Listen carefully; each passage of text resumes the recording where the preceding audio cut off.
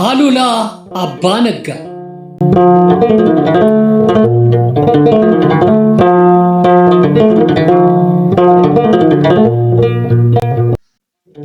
ደራሲ ማሞ ውድነህ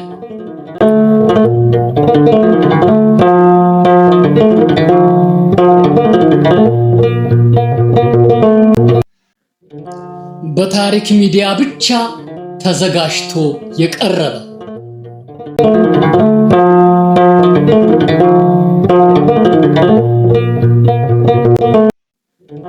መጽሐፉ የታተመው 1979 ዓመተ ምህረት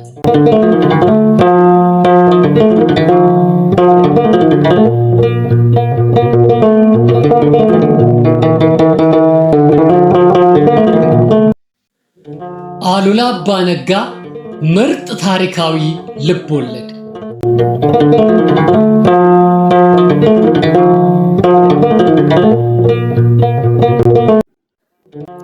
ውድ የቻናላችን ተከታታዮች ዛሬ የአሉላ አባነጋን መጽሐፍ የመጀመሪያውን ክፍል እንተርካላችኋለን። በዚህ በመጀመሪያው ክፍል ትረካ ቆራጡና ስመጥሩ ጀግና አሉላ አባነጋ ከልጅነታቸው ጀምሮ ያሳለፉትን ታሪክ እናያለን። በዚህ ታሪካቸው ወላጆቻቸው የቤተ ክርስቲያን አገልጋይ እንዲሆኑላቸው ቢመኙም እሳቸው ግን ዝንባሌያቸው ወደ ውትድርና አጋድሎ በውትድርና ሙያ ላይ ጭልጥ ማለታቸውን እናያለን። እናንተም ይህንንና ሌሎች ቀጣይ ቪዲዮዎች እንዲደርሳችሁ ቻናሉን ሰብስክራይብ፣ ላይክ፣ ሼር እና ፎሎ ማድረጋችሁን አትርሱ።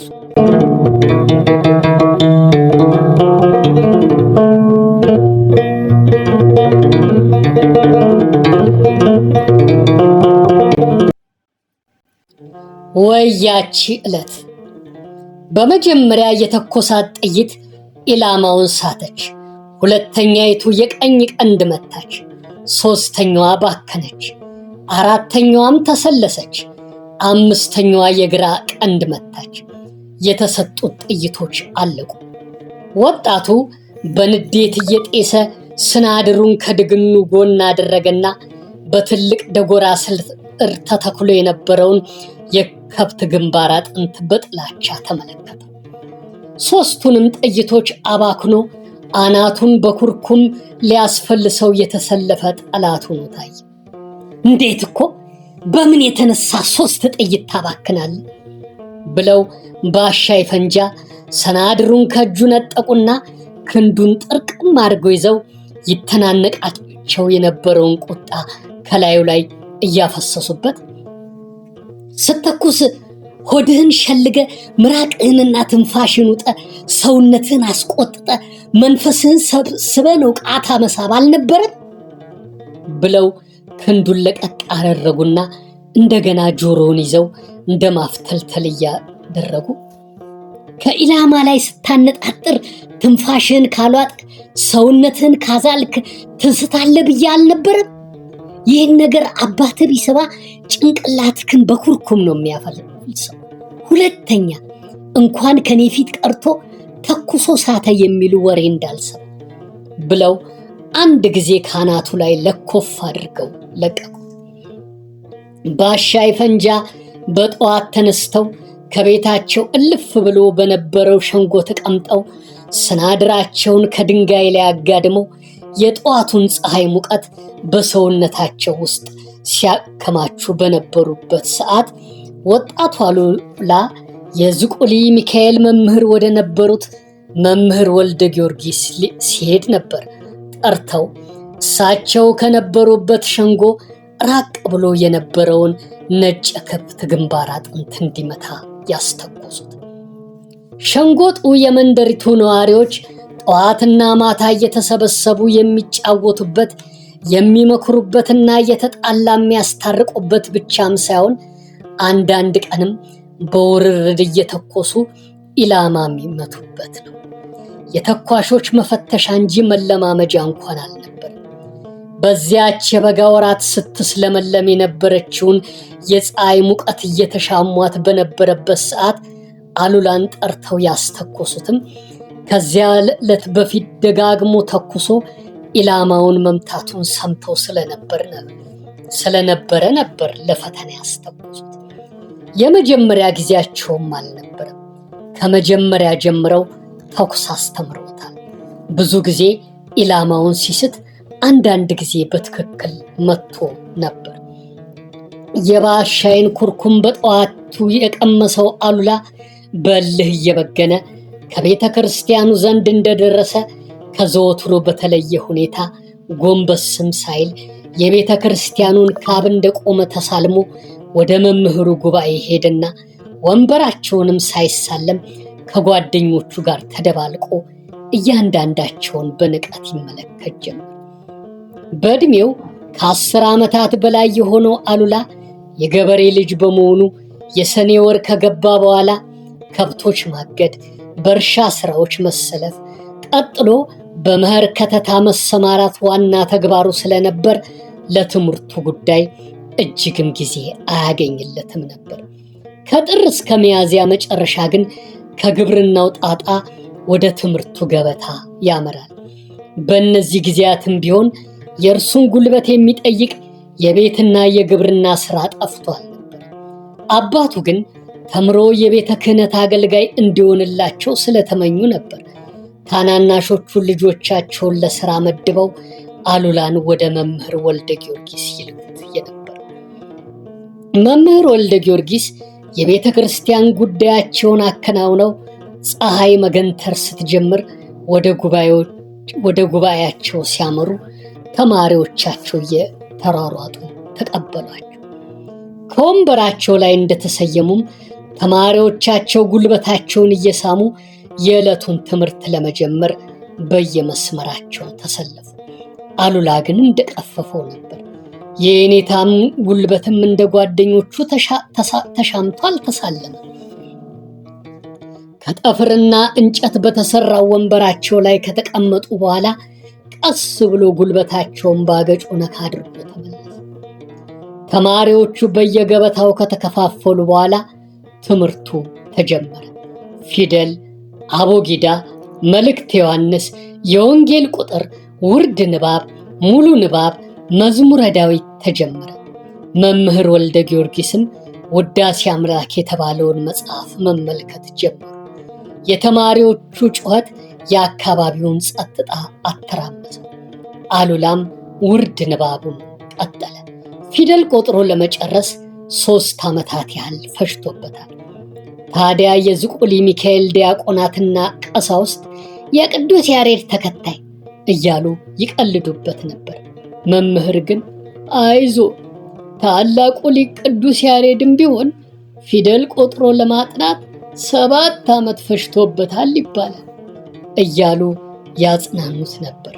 ለምን ተኩስ ሳትክ ብለው አባቱ እንግዳ ቆቢ ከትምህርት ቤት ሲመለስ በአናቱ ላይ የሚያወርዱበት ኩርኩም መጣሁብህ እያለ ያስጨንቀዋል። በዚያ ላይ ያለ ደግሞ የኔታ ቅድም እኮ አሉላ ወንበር አልተሳለመም ብሎ ባልንጀራው ሀጎስ ክስ አቀረበበት ከመምህሩ ፊት ተገትሮ። መምህሩ ግን መልስ አልሰጡትም። ከመጽሐፋቸው ጋር ጨዋታው ጥሟቸዋል። የኔታ አሉላ እኮ ወንበር አልተሳለመም አለ ሀጎስ ደገመና። መምህርም ቀልጥፎ መልስ የመስጠት ልማድ አልነበራቸውምና እርሱም ይህንኑ ስለሚያውቅ ደግሞ አቤት አለ። ወዲህ ብለው መምህሩ ንባባቸውን ቀጠሉ። ሀጎስ አንገቱን ደፍቶ መለስ ሲል ሌላው የንባብ ተማሪ ሲሮጥ ተተካና የኔታ ትላንትና ከመንገድ ጠብቆ አሉላ ደብድቦኛል፣ ዛሬም ወንበር አልተሳለመምና ይጠይቁኝ ብሎ አመለከተ። መምህርና መጽሐፋቸው ግን ከዚህ ከግዙፍ ዓለም ርቀው ጭልጥ ብለው ወደ ረቂቁና ሩቅ ዓለም በመጓዝ ላይ ነበሩና ለሁለተኛውም ከሳሽ ፈጥነው መልስ አልሰጡም። የኔታ ትላንትና አሉላ ደብድቦኝ ዛሬ ወጂድልኝ አላልኩም አሉ መምህር ቆጣ ብለው። አሉላን ያላስገረፉት ተማሪዎች እያነቆነቁ ትምህርታቸውን መምህርም ሶስተኛ አሳሳች እንዳይጠጋቸው ግንባራቸውን አስቆጥተው ንባባዊ ምርምራቸውን ቀጠሉ።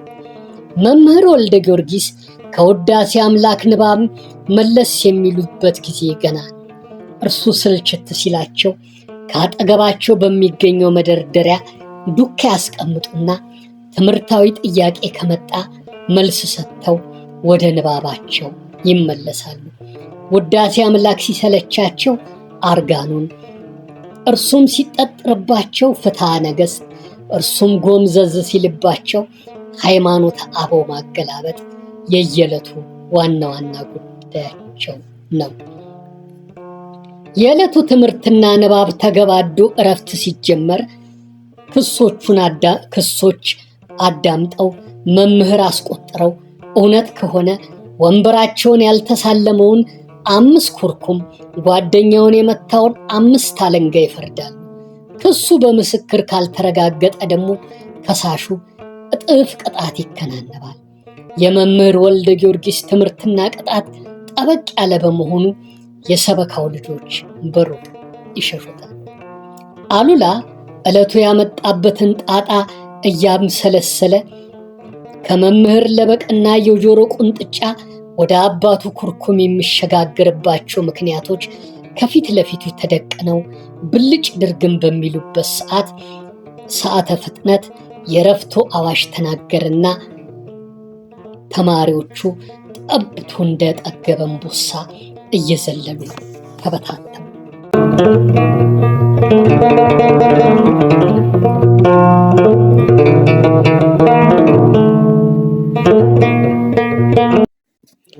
ወዲያው ከሳሾች ከመምህር ፊት ተኮለኮሉ። የአሉላ ከሳሾችም አሉበት። መምህር ገና የቀደሙ ከሳሾችን ቃል አዳምጠው ሳያበቁ አንድ አዛውንት ወደ ችሎቱ ሲገሰግሱ መምህር በሩቁ ተመለከቷቸውና ወደ እርሳቸው ሄደው ተቀበሏቸው።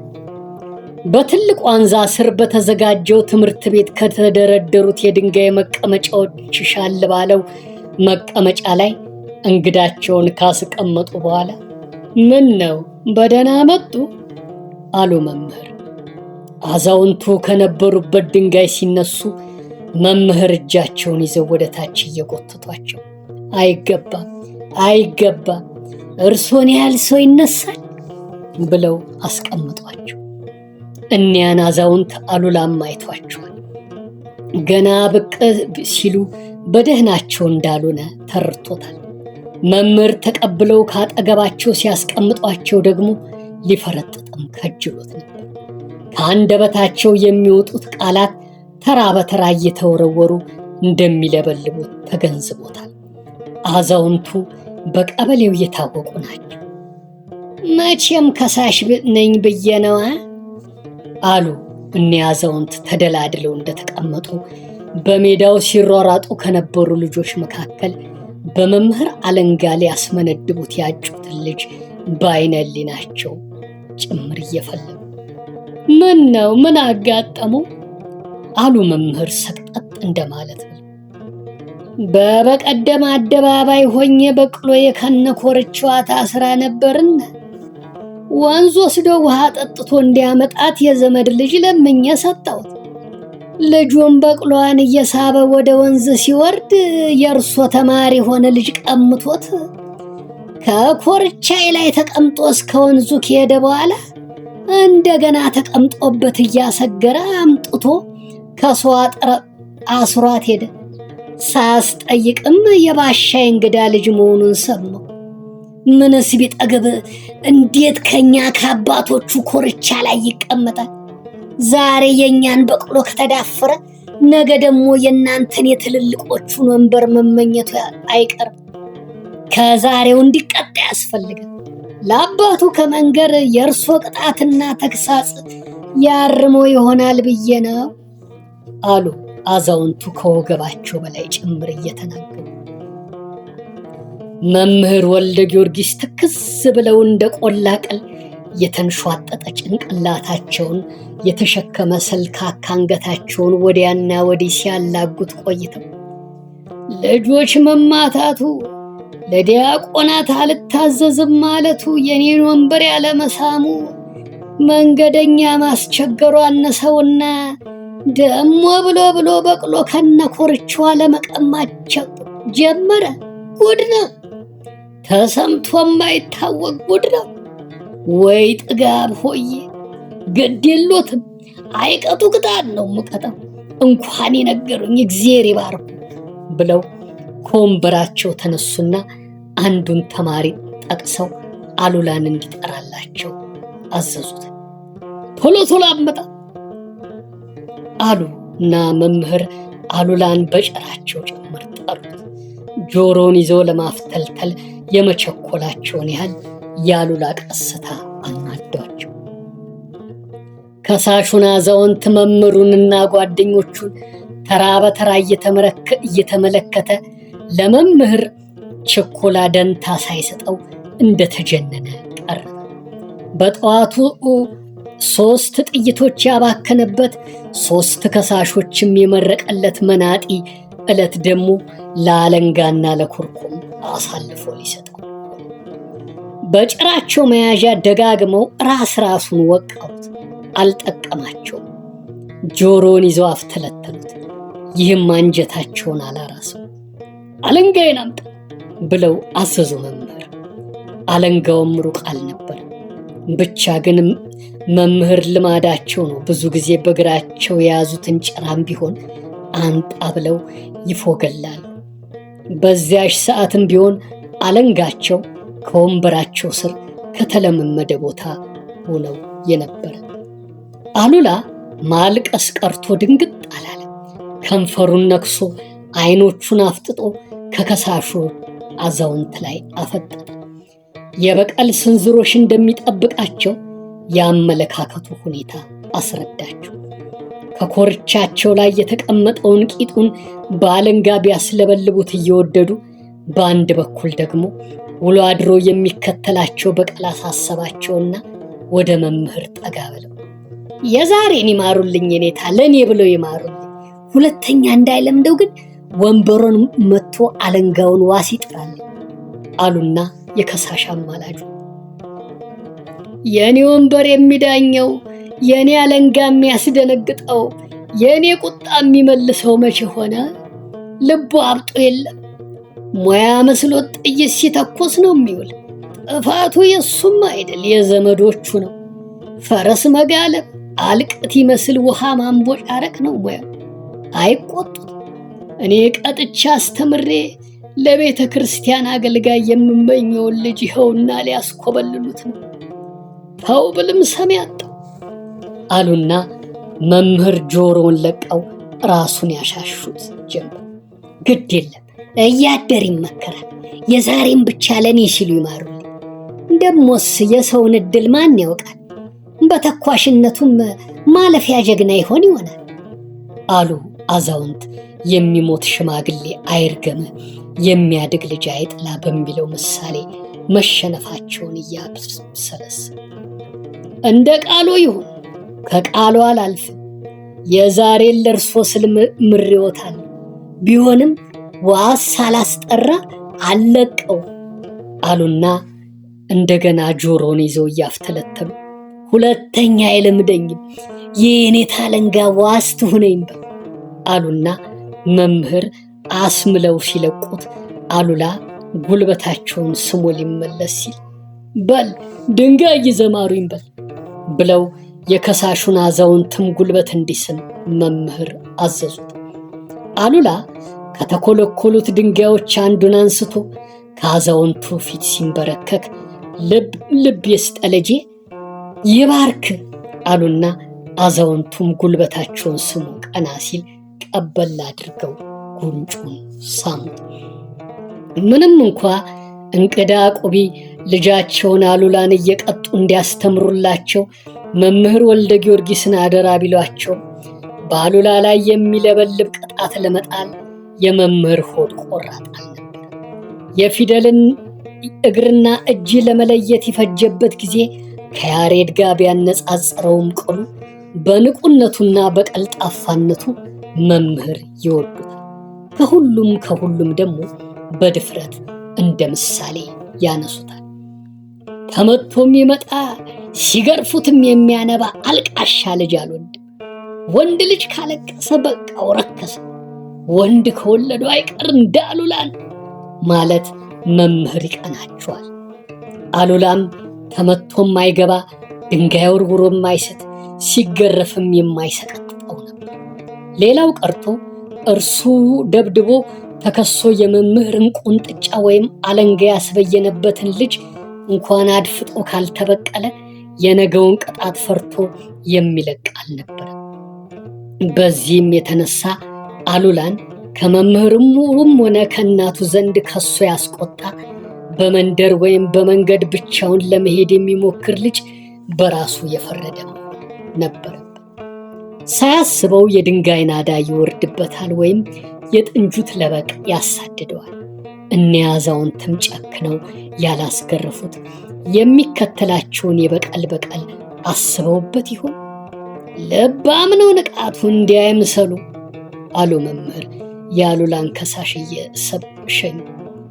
ልጆች እየሰበሰቡ እኔን ተከተሉኝ አውራችሁ እኔ ነኝ ማለት ይወዳል። ከቃሉ የሚወጣውን ደግሞ ያሽቆጠቁጧል። ርቁጦ የሚያመልጠው የለም። ጥንጋ መታቱ አስደናቂ ነው። ከእሱ እጅ የገባችውን ጥንግ የሚነጥቅ ወንድ የለም። ልጆቹ የጨዋታ አለቃ ሲመርጡ እርሱ ከሌለ በቀር እሱ እያለ ሌላ መምረጥ ቀርቶ አያስቡት። ታዲያ እኔም በዚህ ጸባዩ ወደዋለሁ አሉ። አዎ ብዙ ልጆች በልጅነታቸው እንደዚህ የመሳሰለ ባህሪ ይታይባቸዋል አሉ አዛውንቱ። ይህም ልጅ የሚደርስበት ይኖረዋል፣ ማን ያውቃል? የሚሆነውን የሚያውቅ ባለቤቱ እኮ ነው።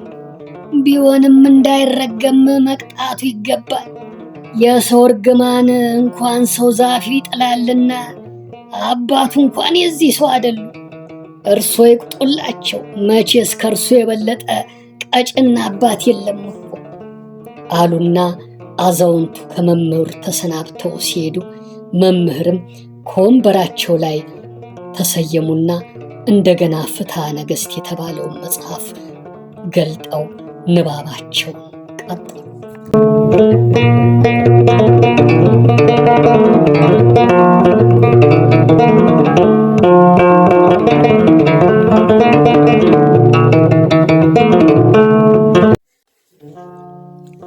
የዕለቱን ትምህርት መገባደዱን የሚያበስረው ደወል ሲሰማ ተማሪዎቹ የመምህርን ጉልበት እየሳሙ ወደ የቤታቸው ሩጫ ጀመሩ።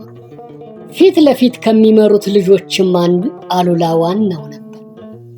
ቤቱ ደርሶ ቂጣ በወተት እያራሰ ጎራርሶ በዕለቱ በመንደራቸው በሚደረገው ሰርግ ለመገኘትና የሙሽራውንና የሚዜዎቹን ቀረርቶና ፉከራ ለማየት ነበር። እቤቱ እንደገባም ወይዘሮ ገረዳ ማርያም ከዱካቸው ቱር ብለው ተነስተው እጁን ሲይዙት አብረው የነበሩት ሁለት ሴቶች ተነሱና እጆቻቸውን ይዘው በሚካኤል ይሁንቦ፣ በስቁሉ ሚካኤል ይሁንቦ እንዳይነኩት እያሉ ለምነው አስለቀቁት። ወይ ገረዳም ጦፉ ዛቱ። ዛሬ ብታመልጥ ነገ አታመልጠኝ፣ ታዘበኝ አንተ ባለጌ። ያላወረዱበት የስድብ ዘር አልነበር። አንደኛዋ ሴት አሉላን እያባበሉ ወደ ጓዳ አስገቡትና ምሳውን አሰጥተው ወደ እናቱ መለስ አሉና ደግሞ ልጅን መቅጣት መች እንደዚህ አድርጎ ነው? ቀስ አርጎ ይዞ ጥፋቱን ጠይቆ ሁለተኛ እንዳይደግመው መክሮ ነው እንጂ አሏቸው። እኛ እኮ የነገርነው አሉና ሁለተኛይቱ ደግሞ ቀጥ እኛ እኮ ሌላ ሰው ከሚነግሮ አባቱም ድንገት ሰምተው ካልሆነ ቦታ ላይ እንዳይመቱት እርሶ ነገሩን እንዲያበርዱን ብለን ነው ሲሉ የመጀመሪያው አገላጋይ ደግሞ ቀጠል አደረጉና ጥፋቱም እኮ የሱ አይደለም፣ ምን ያድርግ? የታች መንደር ልጆች አድፍጠው ድንጋይ ሲሰዱበት እርሱም እነርሱን ሊመታ ብሎ ነው የወረወረው። ድንጋይ እኮ ነው ከላይ አርፎ እንስራዬን የሰበረብኝ። አሉ። ሁለተኛውም ቀጠል አድርገው የኔውም ልጅ ቢሆን ያለ አቅሙ ነው ጠብ የጫረው። አሉላ አይደለም ጥፋተኛ። ይበልህ ደግ አረገ ያለ አቅም ምን አንጠራራ ብዬ ነው ልጄንም የተቆጣው። ባይሆን ለወደፊቱ ለኔ እንዲነግረኝ እንጂ ያለፈውማ ያሉላ ብቻ አይደለም ጥፋቱ ብለው ነገሩን አቀዘቀዙ። ግድ የለም እንኳን የሰማሁት እንጂ ለወደፊቱማ አባቱ የሚያደርጉትን ያውቃል ብለው ወይዘሮ ገረዳ አሉላን እንደማይመቱት ለሴቶቹ ቃል ገብተው ሸኟቸው። እስቲና አንተ አሉላ አሉ ወይዘሮ ገረዳ ቤታቸው እንደተመለሱ። ቂጣውንና ወተቱን በሽክና ይዞ ከጓዳው እንደወጣ አደይ እኔ እኮ አይደለሁም ጥፋተኛው፣ የስላስንን ስራ የሰበርኩት አውቄ አይደለም። ልጆች ጠብቀው ወረወሩብኝ፣ እኔም ስወረውርባቸው ነው ስራውን የመታሁት። የአደይ ክሮስም ልጅ እየሰደበኝ ስችለው ትላንትና ማታ ደግሞ ከመንገድ ጠብቆ ድንጋይ ወረወረብኝ። ሩጬ ይዤ ገርፌዋለሁ። ታዲያ ሸሽቼ ልመጣልሽ? እኔ ፈሪ እንዲሆን ነው የምትመኝ? ሸሽቼ ስገባ አቦይ ቢሰማስ ካለበቆ ታደኘኛለሽ አላቸው። በል ሁለተኛ እንዳይለምድ ብለው ወደ ጓዳቸው ሊገቡ ሲሉ ደግሞ ተመተህና ሸሽተስ እንዳትመጣ ብለው ሲያጉረመርሙ እሺ አደይ ሸሽቼና ተመትቼ ቤት አልገባ አለ አሉላ። ቂጣውን በወተቱ እያወራረደ ጨራርሶ ሊወጣ ከበሩ ሲደርስ ወይዘሮ ገረዳ እንደገና ከጓዳቸው ወጡ። እንጀራ ይዘህልኝ ወደ ሰርጉ ቤት እንሄዳለንና እንዳጠፋ የኔታን አጅበን ነው የምንሄደው፣ እንድትመጡ ብለውናል አላሉላ ለመሮጥ እያንገራገረ። ደሞ እዛ ሄደ እንዳትደባደብ ነግሬሃለሁ፣ ወንድምህም እዛው ሄዷል አሉ እናት ወደ ጓዳቸው እየገቡ። ከነኩኝ መቼም እያለቀስኩ አልመጣም አለና ሮጠ። መምህር ወልደ ጊዮርጊስ ምርጥ ተማሪዎቻቸውን አስከትለው ከሰርጉ ዳስ በር ሲደርሱ የሴት ልጃቸውን አበባና ፍሬ ለማየት ወዳጅ ዘመድ ጠርተው ከወዲያ ወዲህ ሲዋከቡ የነበሩት ግራዝማች ገረንከኤል በአክብሮት ተቀብለው በተለይ ወደ አዘጋጁት መቀመጫ ወሰዷቸው። መምህር በተዘጋጀላቸው ወንበር እንደተቀመጡ ተማሪዎቻቸውም በስተኋላቸው በግራ ቀኝ መስመር ተሰለፉ።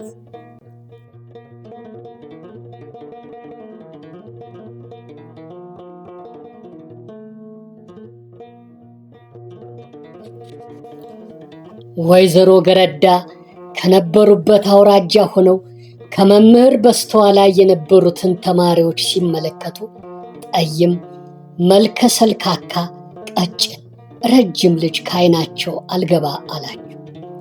ከኔታ ጋር ወደ ሰርጉ ቤት ይሄዳለሁ ያለኝ እንጀራ ላለመሸከም ብሎ ነው ወይስ የኔታ አስቀርተውት ይሆን እያሉ ሲያወጡ ሲያወርዱ በነበረበት ወቅት ምስለኔው በርከት ባሉ ባለበረቶች ታጅበው ገቡ። ባሻይ ፈንጃም ስናድራቸውን ከነዝናራቸውን አሉላና ሲዘው ወደ ዳሱ ሲገቡ ወይዘሮ ገረዳ ትኩር ብለው ሲመለከቱ ቆዩና የግራ እጃቸውን መዳፍ ከጉንጫቸው ላይ ለጥፈው ልጃቸው የያዘውን ስናድር ከእንገቱና ከባሻገ ጋር እያወዳደሩ ሲመለከቱ ቆዩና አንገታቸውን ደፉ። ከእርሳቸውና ከመምህርም ትእዛዝ ማፈንገጡን ተረዱት። ሙሽራው ገብቶ ምግቡ ተበልቶ ጠጁና ጠላው በገፍ መውረድ ጀመረ።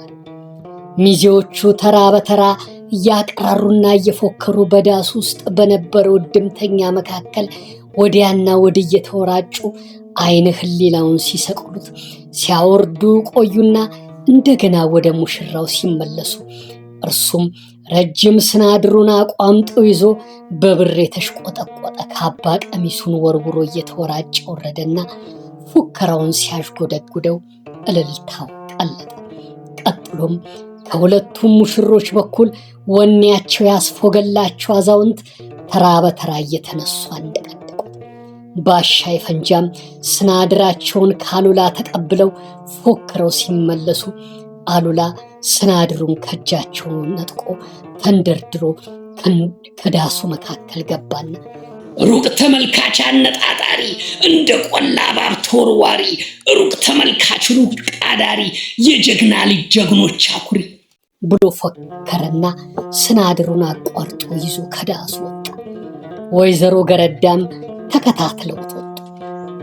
ፀሐይ በማዘቅዘቅ ላይ ስለነበረች አሉላን ይዛ የምትጠልቅባቸው የመሰላቸው እናቱ ቢፈልጉት ቢጠሩት የውሃ ሽታው ነባቸው። እንግዲህ ይሄ ልጅ በቃው፣ ትምህርት የሚሉት ነገር በቃ፣ ዳዊቱን እንኳ ደጋግሞ ሳይወጣው ማቋረጡ ነው። ለማዕረገ ቅስና ቀርቶ ለዲቁናም ሳይበቃ መቅረቱ ነው ብለው መምህርም ካጠገባቸው ለነበሩ ቀሳውስት ያደረባቸውን ስጋት አጫወቷቸው።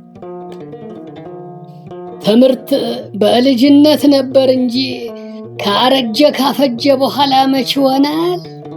ያስጀምሩት እኮ ካረጀ በኋላ ነው።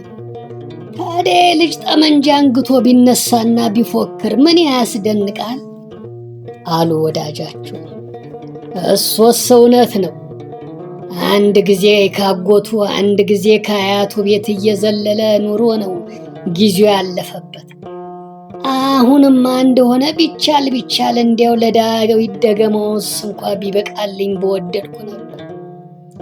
ካልሆነስ መቼስ ምን ይደረጋል? ማለፊያ ወታደር እንዲሆን ወደ አንዱ ጌታ ቤት ማስጠጋት ይሻላል እንጂ አሉ መምህር። የወጣቱ አሉላ የወደፊቱ እድል አሳስቧቸው። የአሉላ ፉከራ በዳስ ውስጥ ሹክሹክታና ጉርምርምታ ፈጥሯል። የማን ነው ልጅ? የእንግዳ ቆቢ። ኧረ እርሱ ነው ለካ። ይህን ያህልም ልጅ አለውና እንግዳ ቆቢም እኮ ጀግና ነው። ተኩሱንም እርሻውንም አሳምሮ ያውቁበታል። ከወለዱ አይቀር እንደዚህ ነው እየተባለ ጨዋታው በደራበት ሰዓት ደግሞ በሩቅ 3 ጥይቶች ተከታትለው ተተኮሱ። በዳሱም ውስጥ ትርምስ ሆነ። ወዲያው ባሻይና ሌሎች ሰዎች ከየነበሩበት እየተደናገጡ ተነስተው ተከታትለው ወጡ። ባሻይ ፍንጃል ከሁሉም በተለየ ስሜት ተሸብረው ወደ ቤታቸው ሮጡ። ከቤታቸው እንደገቡም ጠመንጃውን ከመደቡ በስተራስጌ ተሰቅሎ አገኙት። አውርደው በአፈሙዙ በኩል አሸተቱትና ከቤት የነበረችውን የባለቤታቸውን ትንሽ ጠርቶ ጠመንጃው ማን ያመጣው ብለው ጠይቋል። አሉላ ነው ሰቅሎት ሄደ አለች። ወዴት ሄደ? ዝም ብሎ ነው ሄደ፣ አልተናገረም። ነፍስ አልፎበት ይሆን? ተኩሶበታል፣ እርሳሱ ይሸታል አሉና ከቤታቸው ወጥተው ወደ እንግዳ ቆቢ ቤት ሄዱ።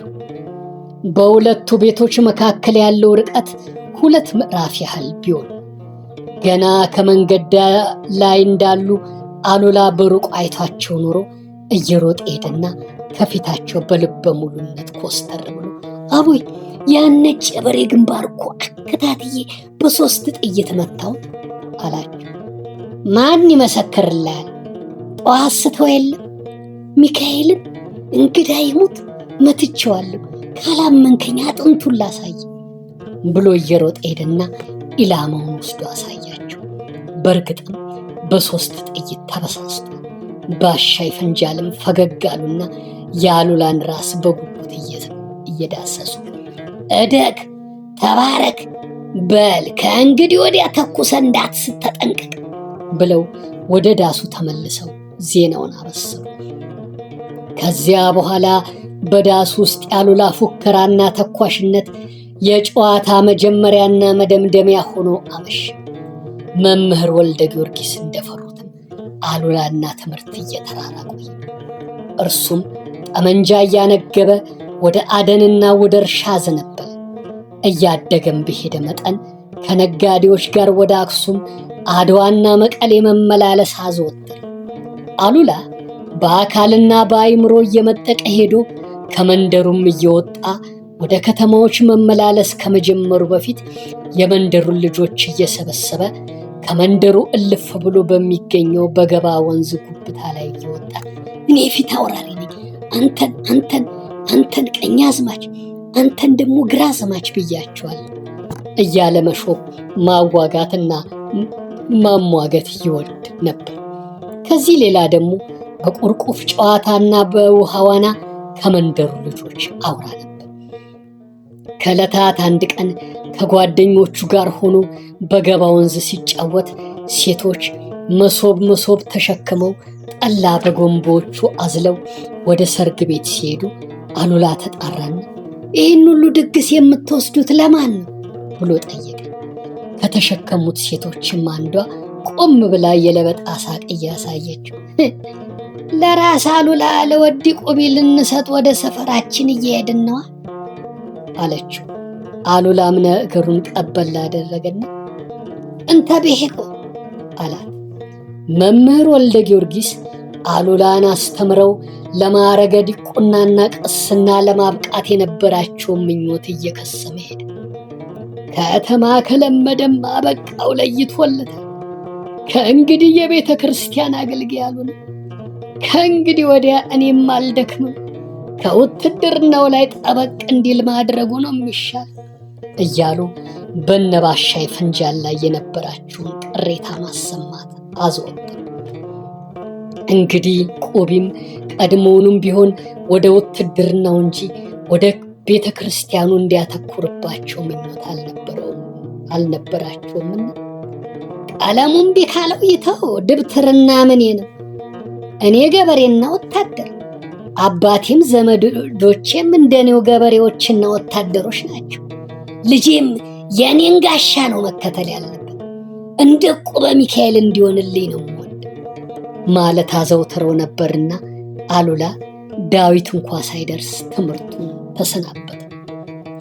አባቱ እንግዳ ቆቢ ከመረብ ወንዝና ማዶ ከነበሩትና በማናቸውም አባቱ እንግዳ ቆቢ ከመረብ ወንዝ ማዶና ማዶ ከነበሩትና በዘመናቸውም ከሚያውቋቸው ጀግኖች ዕቁበ ሚካኤል ጠቋሪን በጣም ያደንቁት ነበር። በጥንቱ ዘመን የቱርክ ጦር ከምጽዋ ተነስቶ ሕዝብ እየፈጀ ንብረት እየዘረፈ ድባሯ ከምትባለው መረብ ምላሽ ውስጥ ከምትገኝ ጥንታዊት ከተማ ደረሰ። በዚህ ጊዜ የወገኖቹ መዋረድና የመንደሩ መደፈር በጣም ያስቆጣው ዕቁበ ሚካኤል ጠቋሪ የተባለ ጀግና የመንደሩን ጀግኖች ሰብስቦ 80 ራሱን ሆኖ ድባሯ ውስጥ ሰፍሮ የነበረውን የቱርክ ጦር በሽምቅ ውጊያ ገጠመውና ፈጀው። ከዚያ ጦርነት የተረፈውም የቱርክ ጦር ከድባሯ እየፈረጠጠ ምጽዋ ገባ። ዕቁበ ሚካኤልና ጀግኖቹም ቱርክን ድል ነስተው የማረኩትን መሳሪያ ተከፋፍለው አገራቸውን መጠበቅ ጀመሩ። ታዲያ እንግዳ ቆቢም የዚያ ጀግና ዝና በተነሳ ቁጥር ከልጆቻቸው አንዱ ስመጥር ጀግና እንዲሆንላቸው ይመኙ ስለነበር ልጆቻቸውን ከልጅነታቸው ጀምሮ ተኩስ ማስተማር ይወዱ ነበር። አዎ አሉላም አነጣጥሮ ተኳሽ ሆነላቸው። በዚህም ሙያው ነበር በጎልማሳነት ዘመኑ በባልገዳ አርያ ድምፁ ቤት እጅግ ተወዳጅ ባለሟል ለመሆን የበቃ።